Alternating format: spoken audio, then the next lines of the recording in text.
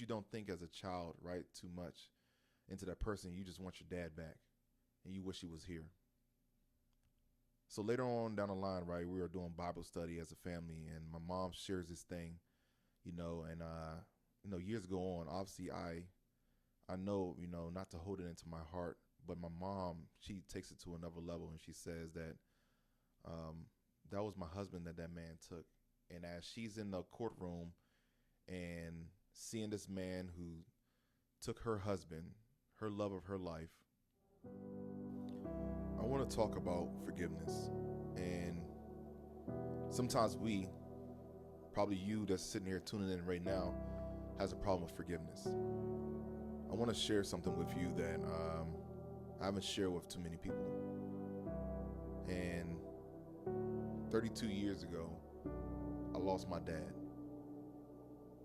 My dad was a Brinks armor worker, and he was one of the guys who would basically take money from point A to point B, right? So he would go to banks, carry the funds back to the depot, right, and then bring funds back. That is a very dangerous job. So me as a 7-year-old kid, I don't even understand that how dangerous it truly is. I remember some times where my dad was alive, right? And they are very vague memories, I can tell you that.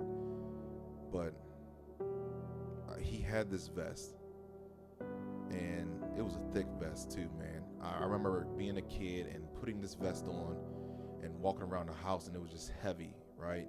And my dad would tell me what it was for. He told me that it was meant to protect him, right? To stop bullets and stuff like that. And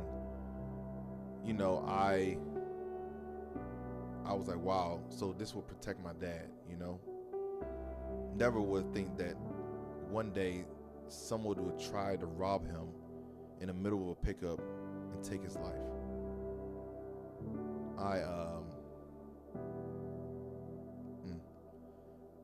I didn't understand as a child. It was so bad to the point where my dad's rushed to the hospital during this time after he was shot on the scene. My mom is telling me things that are going on, and she rushed to the hospital. And I have all these people at our house, right, who are watching me. My sister's there, all these different people. My aunt, my uncles are there too as well. And one by one, I take these guys into where my dad had his vest inside the house. And I would tell them that, if my dad was still here, if he wore this vest that I'm showing you right now, if I told him to get this vest, he would still be here. And I took ownership as a child, and I didn't understand it, right? I didn't understand that, hey, there were other vests that he had, there, right, with himself. And I didn't understand it. I didn't get it all. Later on, he passed in a hospital. I didn't think about what my mom experienced during the time. All I remember is that at this funeral, it was a packed house, right? There were so many people that filled and just wanted to show love to our family and cared about my dad being gone. And, I didn't even think about, the person who took my father. I didn't think about the person who took my mom's husband, or my sister's dad as well. It's something that you don't think as a child, right, too much into that person. You just want your dad back, and you wish he was here. So later on down the line, right, we were doing Bible study as a family, and my mom shares this thing, and years go on. Obviously, I know, not to hold it into my heart, but my mom, she takes it to another level, and she says that that was my husband that man took. And as she's in the courtroom and seeing this man who took her husband, her love of her life, took her kid's father, took her friend, she looks at this man, and the judge asked her and said, "Miss Hall, is there anything you would like to say?" And she tells him, "Yes, I have one thing." She says, "I forgive you."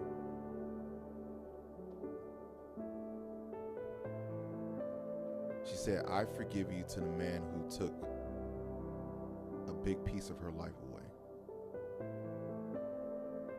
It just showed me that a little bit deeper that, man, the way we think about forgiveness is a little bit different, right? We sometimes will say, "I will forgive and never forget," right? But have you truly forgiven? Are you truly there on that portion of saying that, "I'm done with it, I'm moving on with my life"? Or am I going to hold it close to my heart? I don't know if you need this, right? I don't know if this is what you were expecting in this moment, but I can tell you this, that forgiveness is only true if you are vulnerable to being hurt again. If you're vulnerable to being hurt again, that's when you have truly forgiven, right? You know, Peter asked Jesus, right, and he says, "How many times shall I forgive my brother if they have wronged me or sinned against me?" And Jesus responded, right, because Peter said 7 times. He gave Jesus a number, right? 7 times. And we know that 7, means completion in that time, right? But Jesus responded saying 70 times 7, right? And you have math, you already know that's 490 times, but that's not what Jesus is saying, to just count it all up and say, "I'm going to forgive this person 490 times, and at the 491st, I no longer have to forgive this person." That's not what he's saying. He's saying complete forgiveness. Past the portion of what you believe is what you need to forgive that person. It should be a no-brainer. I don't know. And people want to go off of like, "Man, I can't do that." You don't know what you can do, right? You can't, but God can. With God, you can. So I take that lesson from my mom, and I take that lesson from who God truly is, and knowing that forgiveness is that we have to understand that we must forgive. Because if we don't, that is our lives now that is at stake. We are trying to drink poison, hoping that the other person will die, and it doesn't work that way. We must forgive.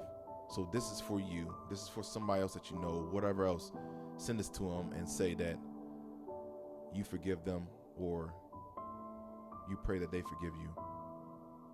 Forgiveness is a gift. Sometimes we don't deserve it. But in the midst of it all, man, we should always pass it out. Come closer.